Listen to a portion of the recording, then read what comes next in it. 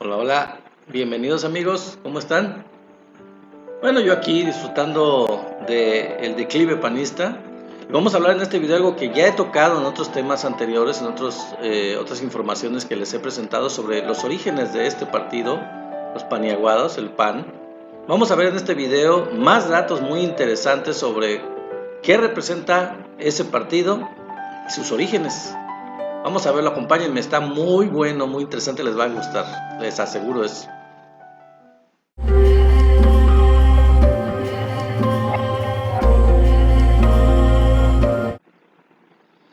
Bueno, y lo prometido es deuda, amigos. Vamos a ver el origen de los paniaguados. Sí, el origen del PAN y pues su destino, ¿no? Porque marcando el origen de este partido, veamos cuál puede ser. Ya estamos viendo su destino, se está derrumbando. Pero ¿cuál es su origen y qué es lo que representan verdaderamente ahora que ellos se desdicen y niegan sus orígenes, niegan lo que representan? Vamos a ver, este artículo es muy bueno de Contralínea, les recomiendo este medio de información, es muy interesante. El PAN tuvo su asamblea fundacional del 14 al 17 de septiembre de 1939.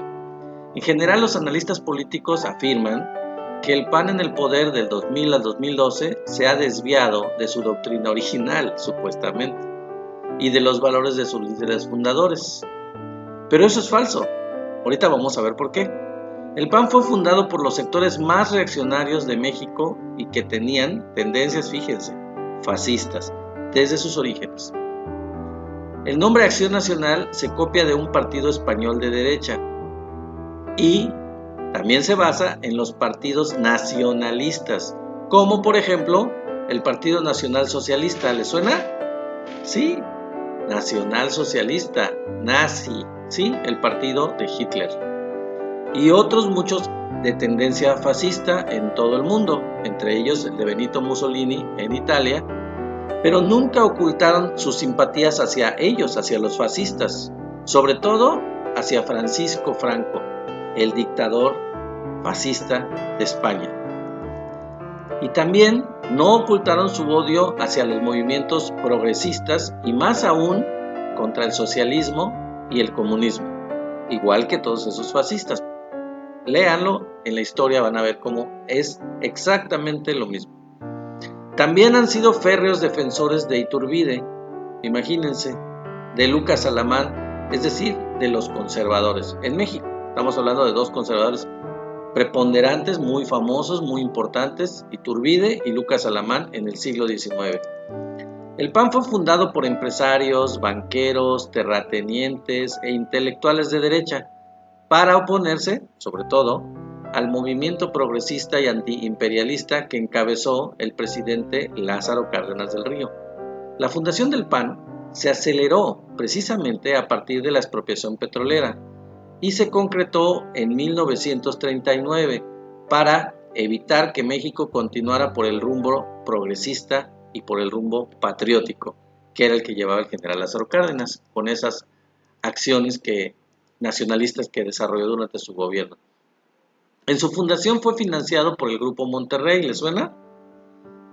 El que está financiando ahora al grupo de la derecha, el que apoyó y formó a los partidos que se unieron en la alianza Va por México, ¿sí? Pero en ese tiempo ya era el Grupo Monterrey. Y también los grandes capitales que se oponían a la consolidación de las victorias de obreros y campesinos y a sus luchas, que por cierto en esa década alcanzaron grandes victorias, en esa década gracias al presidente, como ya les dije, Lázaro Cárdenas. Su fundador, Manuel Gómez Morín, fue un abogado de empresas extranjeras y de los grandes capitales nacionales y colaboró con todos los gobiernos de presidentes postrevolucionarios: Obregón, Adolfo de la Huerta, Plutarco Elías Calles, Abelardo Rodríguez, y únicamente se opuso al presidente que sí aplicó la Constitución de 1917, es decir, como ya les dije, Lázaro Cárdenas, para luego de su sexenio volver a colaborar con los gobiernos de Manuel Ávila Camacho, Miguel Alemán, etc.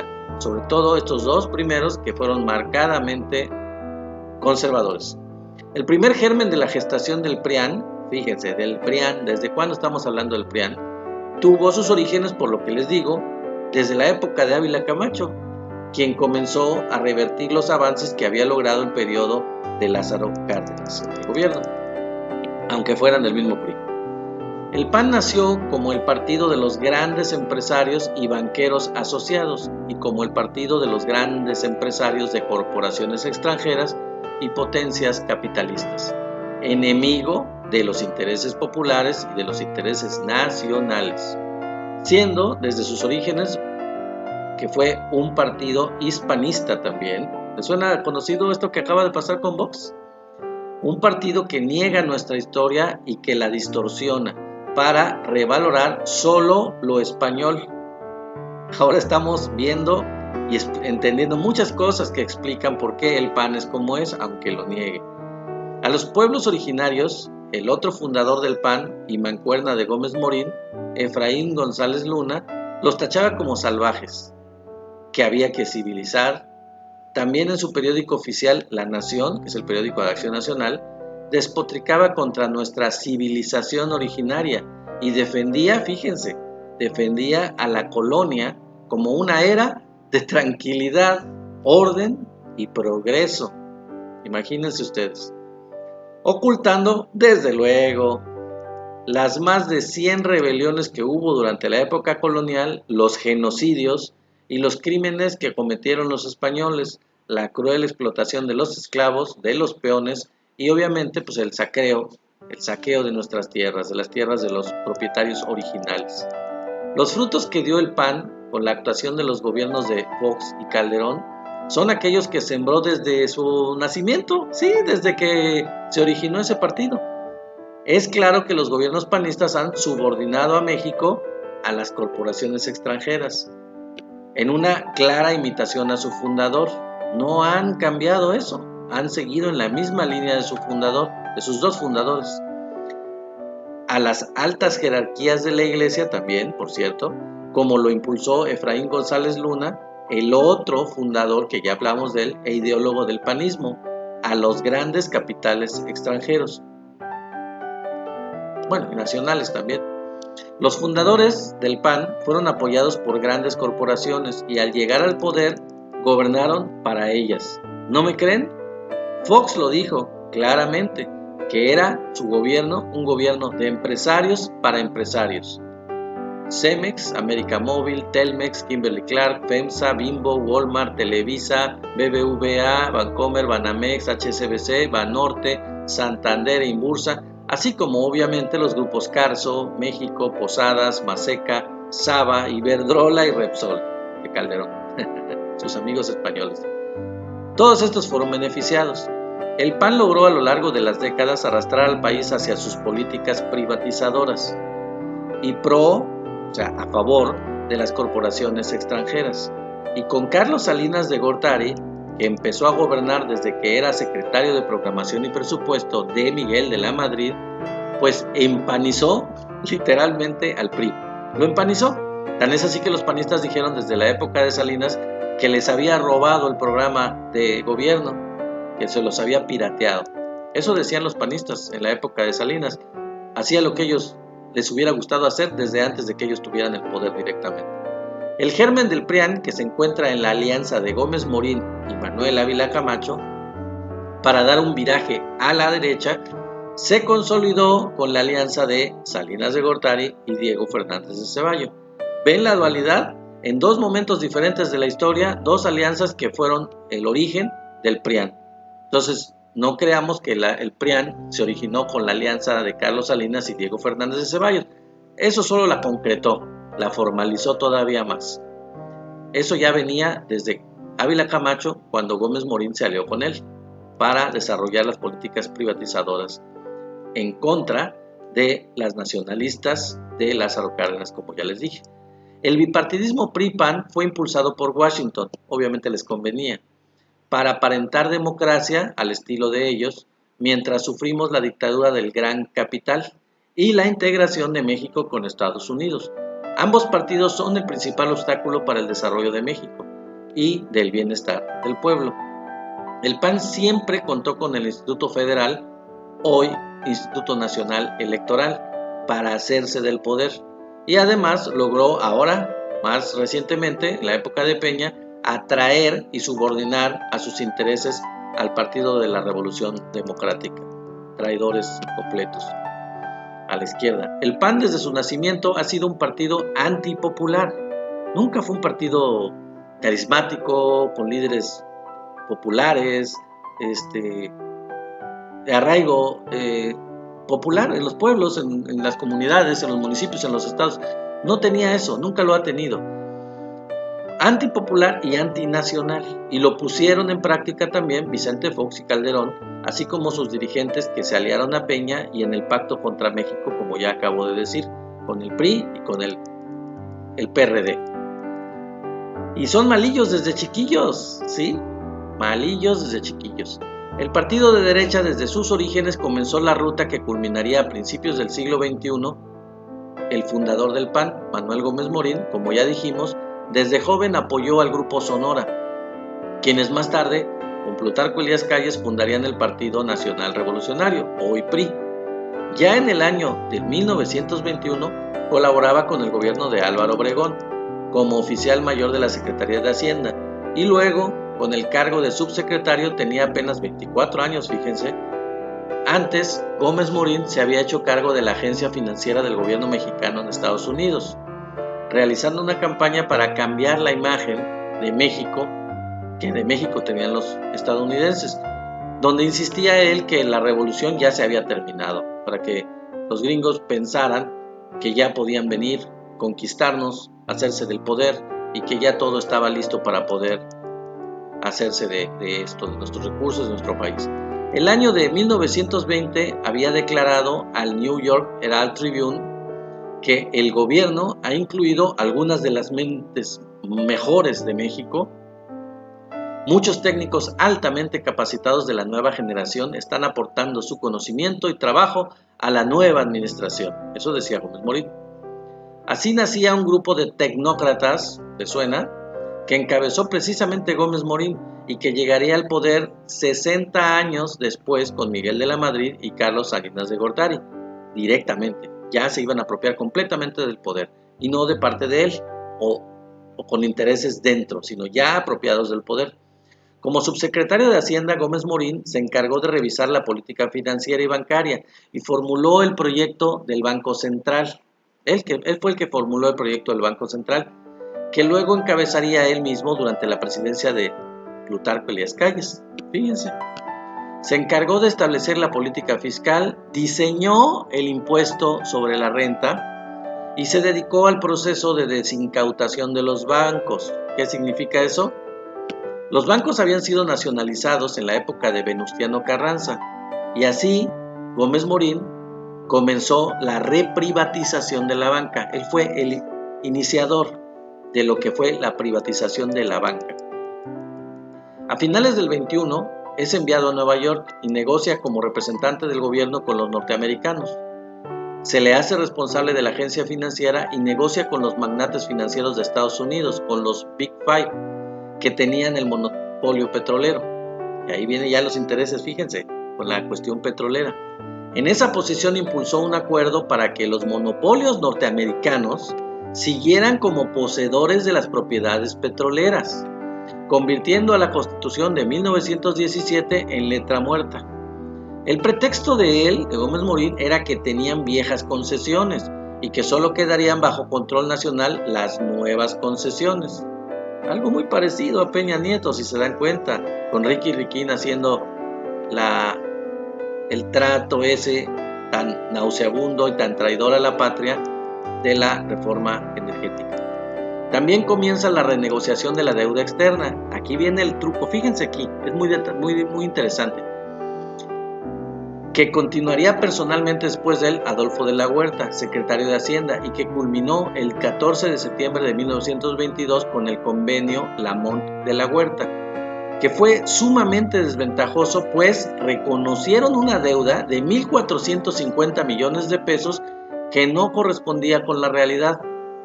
Recordemos, por ejemplo, que la deuda que heredaron por Porfirio Díaz era solo de 442 millones de pesos, es decir, los gringos se cobraron a los chinos.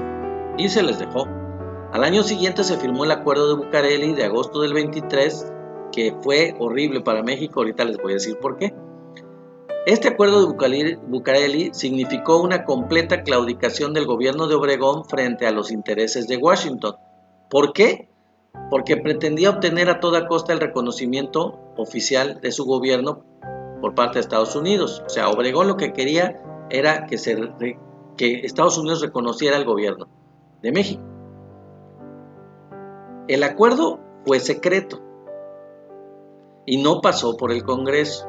Exactamente igual, fíjense, a lo que aconteció en 2005 con la Alianza para la Seguridad y la Prosperidad de América del Norte, que firmó Fox de espaldas al Congreso y que, entre otras cosas, comprometía el petróleo y la seguridad de México. Pero fíjense lo que tenía el Tratado de Bucareli y es lo que ha impedido el desarrollo de México.